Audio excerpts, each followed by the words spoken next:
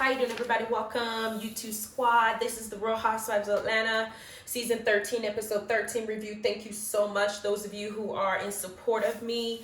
Still keep me in your prayers. I'm hoping for a safe journey. The next 9 months is going to be something for me. I'm hoping everything runs smoothly and I have a healthy, I'm healthy in every way while I'm going through this process. I gotta see the doctor tomorrow, so I'm just praying that everything goes well. I don't want any bad news. I cannot take any bad news, and I think the Most High really is. It does have my back. My aunt's mom, which I call her grandma too, said that she was fasting to make sure that I had this blessing, and that was before I even knew that I was. So it seems like this was meant to be, and I'm just thankful and I'm grateful. So thank you guys for your support. I really appreciate it. Now, let's get into it. If I don't yell or scream or do all the stuff that I normally do in my reviews that you guys can go and take a look, is because I'm trying to keep my pressure down. I'm trying to keep my blood pressure down. I did see that Basketball Wives only has 2 more episodes left before the season is over, and there will be no reunion because clearly we know that the Basketball Wives season is just to kind of help clear Evelyn's name, which shit ain't working. Okay, that's all it's for. But this is the Real Housewives of Atlanta review, and we start off because it's 23 hours till #chill, tie the knot. And it's a damn mess and people are everywhere. Eva Marcel shows up and we learn that she is now a bridesmaid to Cynthia, and Nene is nowhere to be seen or found, even though they have been longtime besties. We saw their friendship fall apart and Nene ain't going to be part of this wedding. Then they all have face masks, gas masks, hand sanitizers, air fresheners, bleach, the Johnson & Johnson H2O COVID vaccine all ready for this wedding. That is how much effort that Cynthia has put into play to make sure that this wedding goes smoothly and it is not a super spreader type situation. However, when Williams, with her shit talking ass, took the time to go on her show and talk about how it is not safe or wise for her to be throwing this type of gathering when we're in a pandemic. So she wanted to talk shit and make it a bone of contention on her show, and Cynthia is feeling some type of way, but girl, that's her job. Wendy just got through a divorce. She ain't got no man at home. She don't have anybody taking up her time. So all she got to do is be in everybody's business and talk about it on the show. She has a job to do. Hers is a gossip show, so she has to gossip on anything that comes her way. And girl, you just happen to be the target, so don't get mad. Then we had Kenya went to the blogs and told everything that happened at that dungeon that was supposed to be a secret, and even brought up Shamia kissing somebody. And you have Candy Corner saying, I didn't see Shamia do nothing, so let's not even put her in this mess. Kenya cannot keep a damn secret to save her life, and I'm all here for the mess because Kenya is good for TV when it comes to reality TV. This is precisely why they're paying her to be this messy, because she ain't gonna keep nothing secret. We didn't see nothing, and she wants to make sure that we, the viewers, are satisfied as her fans. So Candy brings up Tanya snitching on herself, saying that she don't want to ruin Tanya's relationship, because we know that Tanya has been in a long time, very stable fiance situation. She has never been married. He is never going to marry her. But that situation of her being a forever fiance is something that she is proud to have. So we don't want to put her on blast by saying that she was in that room bumping cheeks with Porsha. So let's just keep that quiet. The green screen, Kenya is asked why she's trying to expose what really happened with that Bachelorette scandal so bad. Kenya said, because I feel like people need to tell the truth. I already know that they're going to lie. She basically just kind of danced around it and made up some bullshit. She just didn't want to say, I want to be messy. I don't like Porsha. Porsha would do the same thing to me if it was on, if the shoe was on the other foot. And bitch, this is why y'all are paying me to be on this show. This is how I earn my coins. This is how I've stayed on the show this whole time. So if I see a mess that is not involved in my personal life and it's not somebody I consider a friend like Cynthia, I'm going to tell all their business, child. This is what I'm going to do. They should have known that before they invited me to their damn party.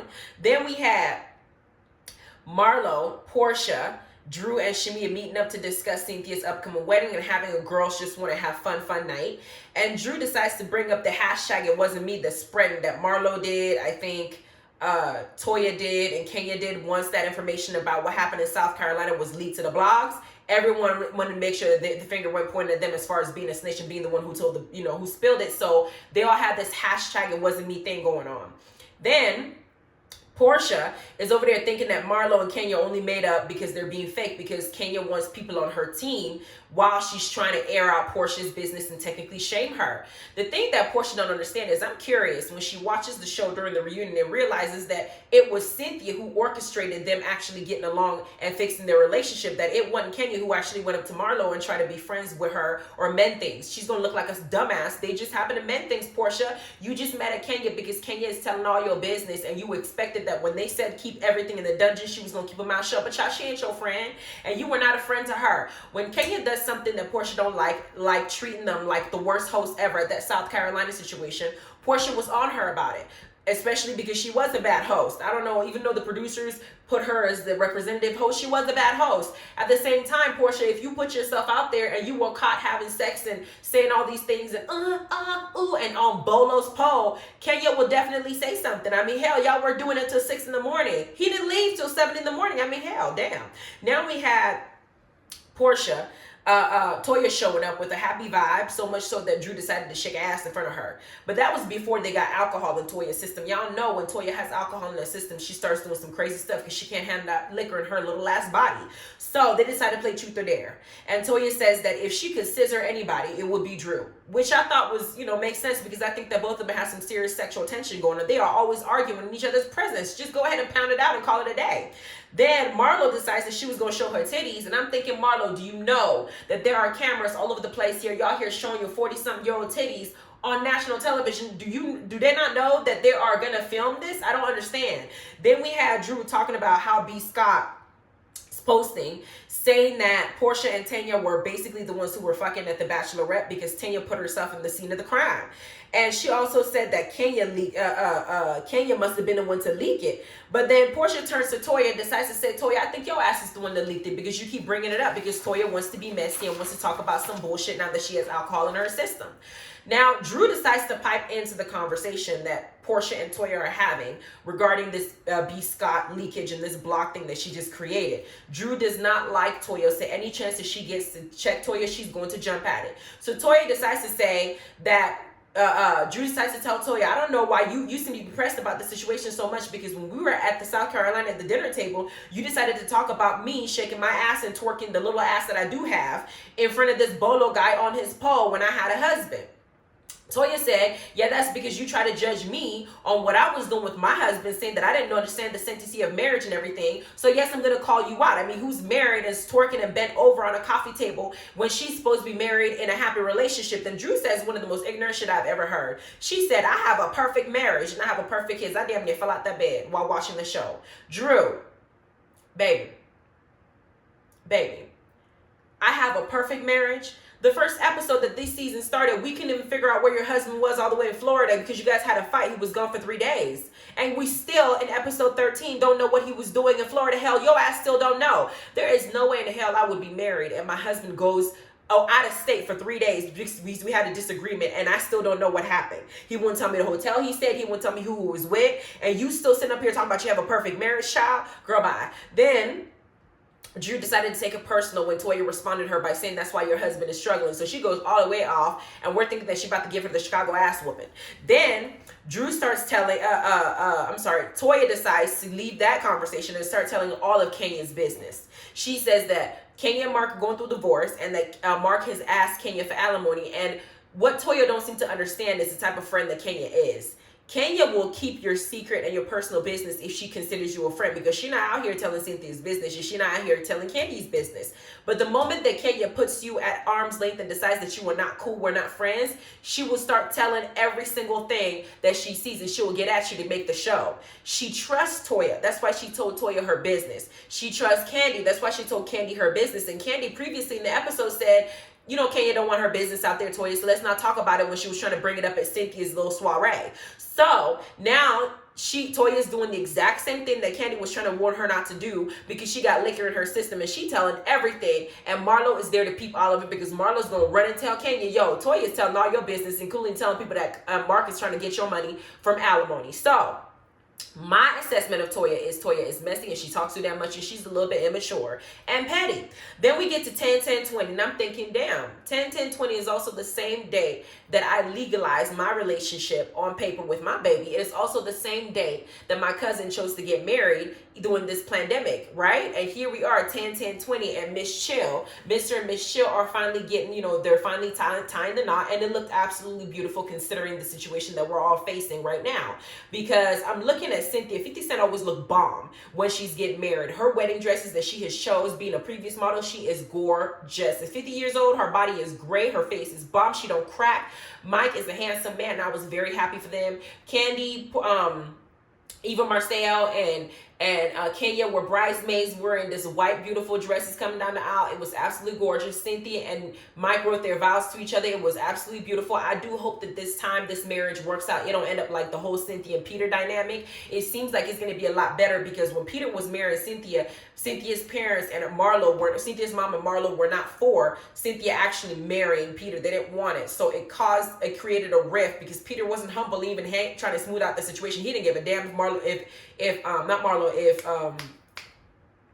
what's Cynthia's sister's name? Like, I'm blanking right now.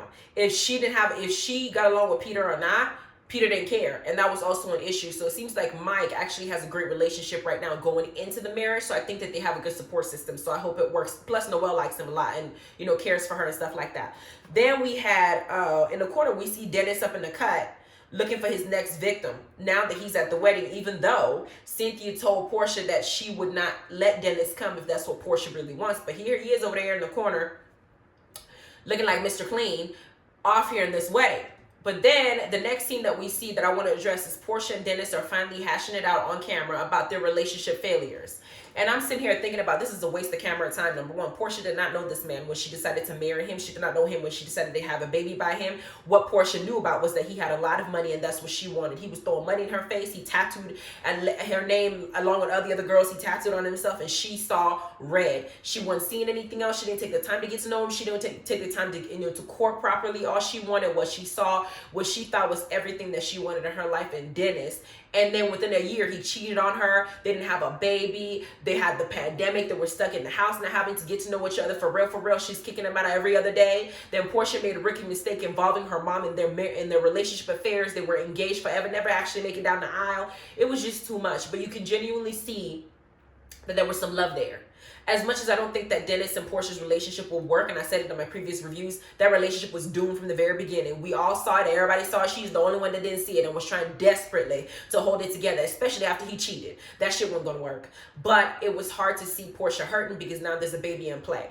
Once the baby is involved, this individual is stuck in your life for the rest of your life. You don't have a choice but to find a way to tolerate them or to deal with them or try to build a healthy relationship so your baby's health is mental health is good in the future. So it was hard watching, and I think that that's the part that kind of threw me off, because I don't know how PJ is going to do in the future if Porsha and him start fighting over who's dating who and who's sleeping with who and whatever.